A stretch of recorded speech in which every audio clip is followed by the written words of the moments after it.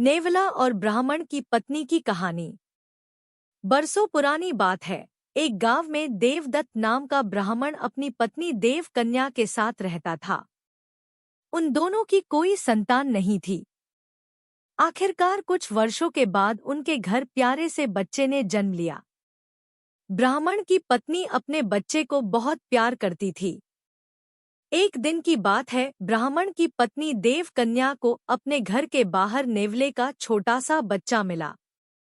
उसे देखकर देवकन्या को उस पर दया आ गई और वो उसे घर के अंदर ले गई और उसे अपने बच्चे की तरह ही पालने लगी।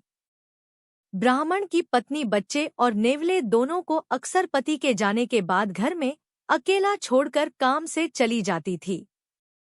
नेवला इस दौरान बच्चे का पूरा ख्याल रखता था। दोनों के बीच का अपार स्नेह देखकर देवकन्या बहुत खुश थी। एक दिन अचानक ब्राह्मण की पत्नी के मन में हुआ कि कहीं यह नेवला मेरे बच्चे को नुकसान न पहुंचा दे। आखिर जानवर ही तो है और जानवर की बुद्धि का कोई भरोसा नहीं कर सकता। समय बीतता गया और नेवला और ब्राह्मण के बच्चे के बीच का प्यार गहरा होता गया। एक दिन ब्राह्मण अपने काम से बाहर गया हुआ था। पति के जाते ही देवकन्या भी अपने बच्चे को घर में अकेला छोड़कर बाहर चली गई। इसी बीच उनके घर में एक सांप घुस आया। इधर ब्राह्मण देवदत्त का बच्चा आराम से सो रहा था। उधर सांप तेजी से उस बच्चे की ओर बढ़ने लगा।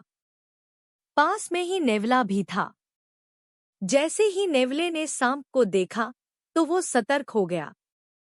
नेवला तेजी से सांप की ओर लपका और दोनों के बीच काफी देर तक लड़ाई हुई।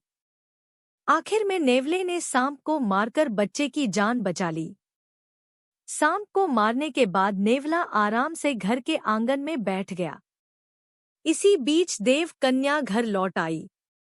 जैसे ही उसने नेवले के मुंह को देखा तो वह डर गई। नेवले का मुंह सांप के खून से लथपथ था, लेकिन इस बात से अनजान देवकन्या ने मन में कुछ और ही सोच लिया।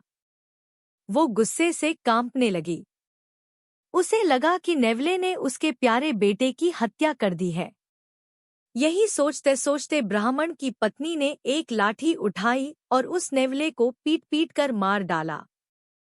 नेवले को जान से मारने के बाद ब्राह्मणी अपने बच्चे को देखने के लिए घर के अंदर तेजी से भागी। वहां बच्चा हंसते हुए खिलौनों के साथ खेल रहा था। इसी दौरान उसकी नजर पास में मरे पड़े सांप पर गई। सांप को देखते ही देवकन्या को बहुत पछतावा हुआ। वो भी नेवले से बहुत प्यार करती थी, लेकिन गुस्से और अपने बच्चे के मोह में उसने बिना कुछ सोचे समझे नेवले को मार दिया था। अब ब्राह्मण की पत्नी जोर जोर से रोने लगी, लेकिन तब तक बहुत देर हो चुकी थी। उसी समय ब्राह्मण भी घर लौट आया। वह पत्नी की रोने की आवाज सुनकर दौड़ता हुआ घर के अंदर गया। उसने पूछा, देवकन्या तुम क्यों रो रही हो? ऐसा क्या हो गया? उसने अपने पति को सारी कहानी सुना दी। नेवले की मौत की बात सुनकर ब्राह्मण देवदत्त को बहुत दुख हुआ। दुखी मन से ब्राह्मण ने कहा, तुम्हें बच्चे को घर में अकेले छोड़कर जाने और अविश्वास का दंड मिला है। कहानी से सीख, बिना सोचे समझे गुस्से में आकर कोई काम नहीं करना चाहिए। साथ ही विश्वास की डोर को कभी शक की वजह से टूटने नहीं देना चाहिए।